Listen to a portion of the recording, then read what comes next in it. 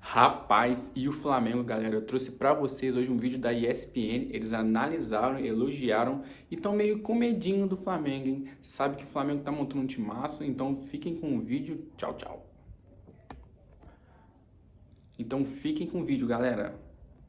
Uns meses já foi de uma ansiedade muito grande, porque deu para sentir o tamanho da torcida do Flamengo e a repercussão toda que se deu nas redes sociais e todo o carinho que já foi demonstrado por mim desde o início, né? Então, estou muito feliz, ansioso para que dê tudo certo nos exames e que eu já possa treinar e me adaptar com meus companheiros, conhecer todo mundo, conhecer o CT que eu já ouvi falar que é sensacional. Então, estou ansioso para tudo isso e muito feliz com essa chegada.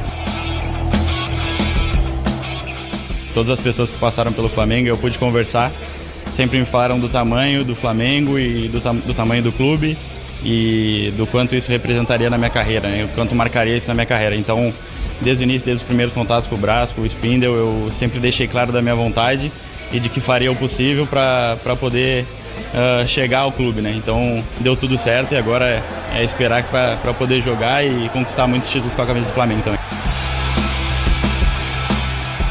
É um cara que eu pude conhecer na seleção, né? Então ele foi um fator também muito primordial para que eu viesse também. E estou muito ansioso não só para trabalhar com ele, mas com todos os companheiros, conhecer todos e poder conquistar muitas vitórias com essa camisa. Faz de Esportes, a gente coloca aí, então, o time reserva do Flamengo para a temporada 2024. Mas veja esse time reserva, até um desaforo a gente colocar como reserva. O técnico é o Tite, né? Matheus Cunha, Wesley, Léo Ortiz, Davi Luiz e o Vinha, Alan, Igor Jesus, Gerson, Luiz Araújo, Bruno Henrique e Gabigol. Sério, olhando para esse time, André Kfouri, é realmente muito difícil a gente pensar em um time de uma qualidade dessa sendo o time reserva. É claro que tem muitos jogadores aí que serão titulares, né? A gente vê o Vinha, o Léo Ortiz, são jogadores que podem ser titulares, o Bruno Henrique, o próprio Gabigol. Mas isso faz com que o abismo entre o elenco do Flamengo e os outros times fique ainda maior. E também a pressão para grandes coisas, né? Em relação a algumas equipes, não é um abismo, né? O Flamengo é claramente o clube que tem o elenco de jogadores de mais alto nível, tecnicamente falando, pensando no potencial deles.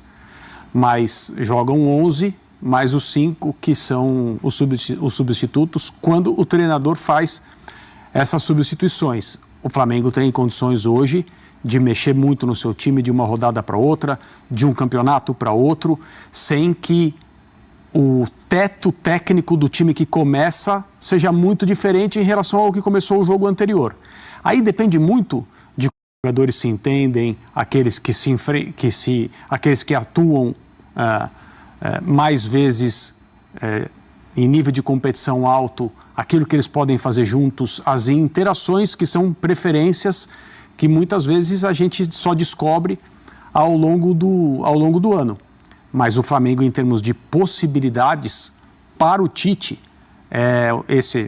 esse time aí, que teoricamente é o time B, que não dá para chamar de time reserva, é um time que seria A+, né, ou 3As, em muitas equipes da Série A do Campeonato Brasileiro. Não todas.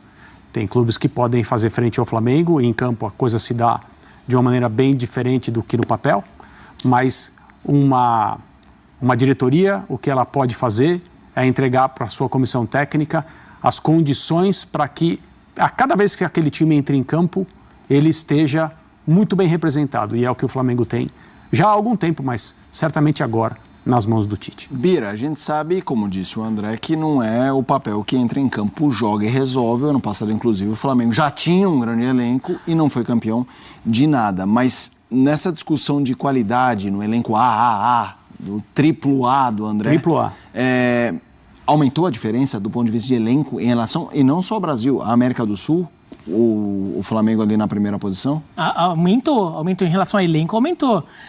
Se isso vai a campo, se isso na hora do confronto direto, se de repente outros clubes encontram uma forma de encaixar jogos contra o Flamengo e conseguem sistematicamente superar o Flamengo, a gente pode até ver se isso acontece ou não.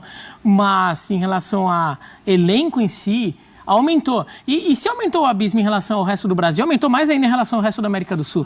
Porque eu acho que o melhor time sul-americano fora do Brasil está abaixo de vários clubes brasileiros. Talvez o River Plate, eu consideraria, o River Plate está abaixo de não só do Flamengo, mas de vários clubes brasileiros em relação à qualidade de elenco. Agora, como esse time vai ser montado, se vai jogar, se o Tite aproveitará ao máximo o potencial desse elenco, conseguirá, por exemplo, rodar o elenco de uma forma que todos os jogadores se sintam satisfeitos nessa condição, porque esse é um problema no Brasil de elencos muito grandes. Jogadores às vezes ficam inquietos ali, mas o Flamengo no elenco realmente é muito bom. E se a gente for fazer uma lista de times que são capazes de encarar o Flamengo, o time B do Flamengo, que a gente viu na tela aí, seria um dos times capazes de fazer um grande brasileiro ali contra o próprio time A do Flamengo, porque realmente é um time muito bom, com jogadores em posições que se complementam. Então, às vezes você pega time reserva, daí assim, como não é pensado para botar em campo, é muito atacante ou muito volante, não. Esse daí é um time reserva mesmo, assim. Todas as posições, dá para jogar esse time. Dá para jogar. Dá para jogar muito, imagina.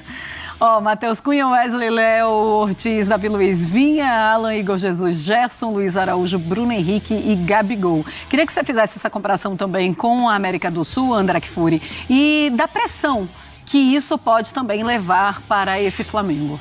O Flamengo já tinha o principal elenco do futebol sul-americano, mesmo durante o ano de 2023, em que nada aconteceu conforme o planejado, esperado, né, em termos de conquistas para o Flamengo num ano em que havia tanta coisa a ganhar, especialmente na primeira parte da temporada. Não foi o que aconteceu. Agora eu acho o elenco melhor, consequentemente, o time que o Tite escolher para cada jogo importante é potencialmente melhor do que era o Flamengo em 2023. Isso para mim está bastante claro. E a coisa de a fila andar, né, os jogadores do núcleo de 2019 gradativamente irem deixando o cenário, né, talvez tenha até se prolongado esse processo, mas eu acho que é normal quando se tem conquista, quando se tem jogadores que prestam serviços tão bons ao clube. Agora pode estar começando, eu não posso garantir que é uma nova era de muitas conquistas em sequência, mas um período em que o Flamengo indiscutivelmente será protagonista em todas as competições nas quais ele estiver. E isso é resultado de um clube que se acertou em relação à sua parte administrativa, orçamentária, e já há algumas temporadas em sequência pode utilizar muito dessa receita para colocar em campo o melhor time que o Flamengo pode conseguir, para contratar o melhor técnico que o Flamengo pode trazer. Isso está acontecendo ano após ano, mas vejam todos como o futebol é essa coisa incontrolável, né? Por mais que se tente. O ano passado, você está aí o ano passado, não faz muito tempo que terminou o ano passado. E o Flamengo não teve uma temporada de acordo com o que a gente imaginava que teria, de acordo com o que ia ter. Na América do Sul, eu estou de pleno acordo com o Biratã. O River Plate é o time que mais se aproxima e mesmo assim a distância é grande, não só do Flamengo, como dos outros demais principais times de futebol aqui no Brasil. Estão todos acima do River Plate. Não estou falando em história, nada, estou falando do momento. Aquilo que eles podem fazer em campo hoje. Bira, eu acho que esse ponto que a Marcela trouxe da pressão é interessante.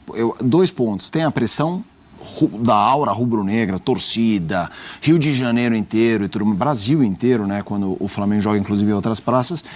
E o sangue nos olhos dos adversários, porque isso é uma questão. Essa coisa do elenco, quando o Palmeiras ganha, quando o Galo ganha, quando o São Paulo na Copa do Brasil, cadê o elenco? E tal. Isso é uma coisa que entra no debate. Como é que você vê isso? Mas especialmente a questão da pressão. Bom, a pressão o Flamengo vai ter, até porque no ano passado não venceu nada. Então, vai estar desafiado a ganhar tudo. Já começou com a Taça Guanabara, né? Mas o torcedor do Flamengo imagina que seja possível ganhar realmente tudo. Né? Não é um jeito de falar, não é realmente tudo. E a Taça Guanabara até fazia parte disso e já ganhou. Então, acho que o Flamengo vai um pouco com essa missão. E até por isso eu acho que vai ser o time mais observado da América do Sul, Claro. de longe. De longe. Claro. Porque todo mundo vai ficar de olho, todo mundo que está na Libertadores já está de olho nesse Flamengo do Tite, porque já vê no Flamengo o grande, não o grande favorito, porque parece que está muito acima do Palmeiras, por exemplo, e não vejo assim. Mas é um dos grandes times a se vencer.